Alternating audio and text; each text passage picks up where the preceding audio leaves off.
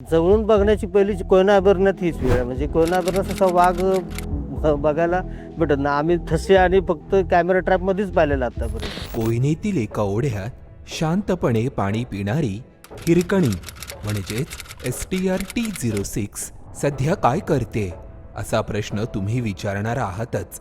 पण त्यापूर्वी हिरकणीला पाहण्याचा एक रंजक अनुभव ऐकूया कोयना अभयारण्यातील वाहनचालक आनंद चाळके यांच्याकडून. त्यावेळी आम्ही बीटला ते कॅमेरा ट्रॅप करण्यासाठी आमचे दायगुडे सर आणि ते वनरक्षक वगैरे आणि मजूर आम्ही निघालो होतो. चालक असल्यामुळे गाडी घेऊन आम्ही त्यांना तिथे सोडलेत आणि ही बीटवर गेलेत आणि आम्ही ते मग रस्त्याचं आमचं काम चालू होतं. ते करत असताना आम्हाला कॉल यायला लागला असा, म्हणजे आव असा कॉल यायला लागला. हा बोला. कसला आवाज येतोय? खालच्या बाजूला आहे, आमच्या मशीनच्या पुढच्या बाजूला आहे, ओरडल्याचा आवाज येतोय. माझ्यासोबत जे वनमजूर होते रमेश याला, त्यांना सांगितलं की इथे जवळपास वाघ आहे, आपल्याला जोरात कॉल यायला. थोडा नंतर जास्त कॉल वाढायला लागला. तर अंदाजे 150 मीटरच्या आसपास ते आमच्याजवळ होतात.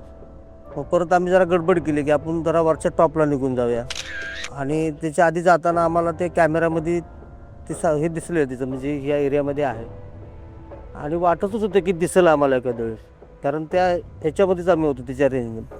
तर सहज असं मागं वळून पाहिलं तर ते आमच्या मजुराच्या मागून ती चालत येत होते. अशी चालत होतं. तर मी थांबवले आणि त्यांना बोललो, तुम्ही या पटकन मशीनमध्येच बसा.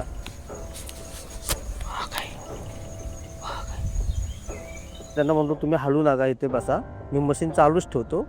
आणि चालू मशीनमध्ये असं मागं जाऊन मग तिला असं शूट केलं.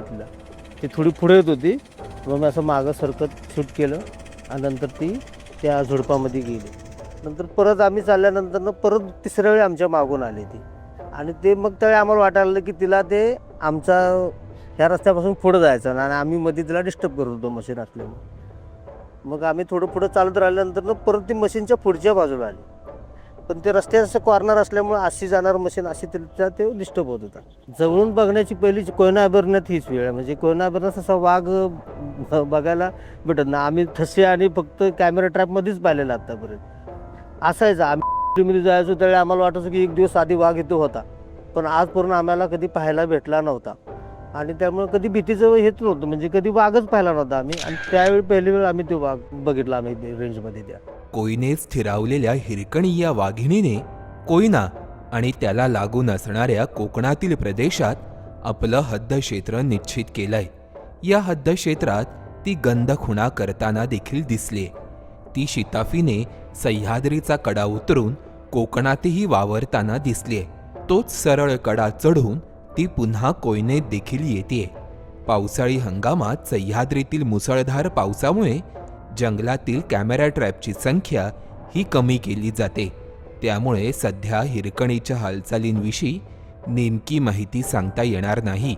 मात्र महत्त्वाची गोष्ट म्हणजे जून महिन्यात बाजी आणि हिरकणीचे फोटो हे एकाच बीटमध्ये टिपले गेलेत. त्यामुळे या दोघांची भेट झाल्याची शक्यता नाकारता येत नाही. परंतु यासंबंधीची परिस्थिती ही पाऊस ओसरल्यानंतरच स्पष्ट होईल. सह्याद्रीच्या वाघांच्या गुजगोष्टी या रील सिरीजमध्ये उद्या जाणून घेऊया दाजीपूरच्या वाघाच्या अनुभवाविषयी. पाहत रहा आणि फॉलो करा MHA MTV वाईल्डलाईफ.